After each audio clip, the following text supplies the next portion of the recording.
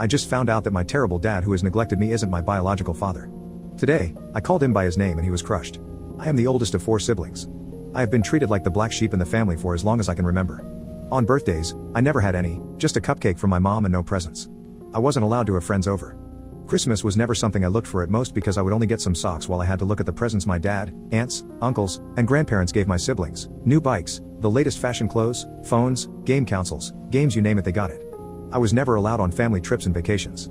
I was left behind to stay with my grandparents, who were strict on everything I did, and sometimes, they would just call on someone else to pick me up while I was supposed to stay with them. When I was at home I mostly stayed in my room and studied. It didn't matter how well I did in school or sports, my dad showed no interest. Yesterday, I came home from work late, tired, and just wanted to go to bed. I opened the door to hear my mom arguing with my dad and aunt about me. I could hear my aunt saying I should be more grateful to my dad. Then they saw me in the doorway and stopped. My mom and dad looked like they had seen a ghost, while my aunt announced, "And in comes the bastard." I was shocked to hear her say that. I know she did not like me and mostly ignored me when we were in the same room. But I got angry and asked her to repeat what she said. My dad quickly stopped her, but no, I wanted to know why I should be grateful for it. So I asked what was going on. No one said anything for a while. So I asked again and became grateful for being ignored, neglected, and abandoned while my siblings were spoiled and played happy family with dad. As soon as I said dad, my aunt shouted that I was not his son. I was shocked by what she said, and I asked my dad if it was true. He looked at me and just said, "I am sorry." I don't know what to say. I looked at my mom and she said nothing. I left my room and just started crying. Later, my mom found me on the floor shaking and crying. She helped me up and stayed with me until I fell asleep. I woke up this morning and called in sick. I barely left my room today. I feel like everything I have done to make the man I call dad proud or just to acknowledge me has been a waste of my life. On Thursday, before I left for work in the grocery store, my father, whom I will refer to as Richard, called out to me, and I responded by saying, "Yes, Richard?" He looked confused because I had always called him dad before. After a bit of silence, I asked what? Quite bluntly. He didn't respond and told me it was nothing, so I went to catch the bus. When I got home late in the evening, my mom wanted to know why I called her husband by his first name. I told her he never treated me as anything closely as a son, so why should I call him dad anymore? She had no answer, and she told me he was hurt by it. I wanted to scream when she said that. I told my mom that I couldn't get over the fact that for all these years how I had been treated and neglected by Richard and his side of the family. And she watched it happen, and I need to know why. She started to tear up and just told me how sorry she was and kept on saying "I am so sorry" over and over. It hurt me in that moment to see my mom cry, and I tried my hardest to keep my emotions in, and I asked her again why. After some time, when she calmed down, she told me what happened. She got pregnant with her ex and he abandoned my mom.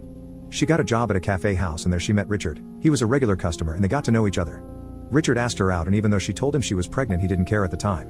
Richard's parents were not happy about the idea that their son was dating a pregnant woman. They made plans to get married soon after I was born.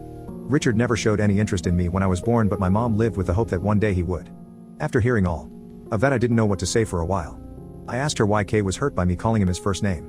For the past few years, he has been living with this guilt and he has been afraid to confront it. So when I called him by his first name, he realized that he had lost me. Then I asked her why I was left with people who abused me physically, mentally, and emotionally while they went on trips and vacations. She was shocked to hear about the physical abuse and asked me about it. I told my mom that I never said anything at the time because I was afraid of Richard's family members. My grandparents would scold me loudly and hit me when I was younger. My aunt never spoke to me unless she needed a favor, only to then go back to ignoring me and told me to stay in the guest room. When I was 14, my father took the family on a 2-day trip to Croatia. He left me with his older brother. He asked me to go to the store to buy some stuff. And of course, I said yes. When I came, he opened the door, took the bags, and locked me out of the house. I sat there crying until they had all finished with their dinner, and then he let me in. She cried the whole time while I told her everything. She told me how sorry she was. She knew they didn't like me, but this was just hate. After the conversation, she asked if I was going to move out and where. I told her I was planning on it and that I would not tell her because I didn't want them to know where I would be staying. She started to cry again. And again. It hurt to see her cry. The conversation was long and lasted for several hours, but these are just the main points. After that, I went to my room to clear my head and think. About an hour later, someone knocked at my door. It was Richard. It was the first time since I can remember he ever entered my bedroom. He looked around for a bit. He looked shelf where I kept all of the awards and trophies from school and sports. He was both surprised and sad when he saw the medals. From when I did track and field and played football. He stopped when he saw the small man of the match award and picked it up. He held it for a while and started to tear up. He put it back and sat down on the bed. Neither of us said anything for a while. I asked if Mom had told him what we had talked about. He was still tearing up and slightly nodded his head. I asked him if he was aware of how I saw him, and he nodded again and whispered yes. So you know the extent of what our parents and siblings have put me through. He looked me in the eye and asked if it was true. I said yes, and he just started full on crying. After a while, he stood up and hugged me. This was the first time he had ever hugged me and cried in front of me before. I just hugged him back and started to cry. He didn't want to let go, and he said how he was sorry for the pain he put me through, for the years of neglect, for treating me like an outsider, and he begged me not to move out. When he finally let go, he asked to be given a chance. I told him that maybe with time I could forgive him and Mom, but they had to earn it. But I won't forgive his family for the things they had done. He was hurt by it but accepted it. For now, I am not moving out.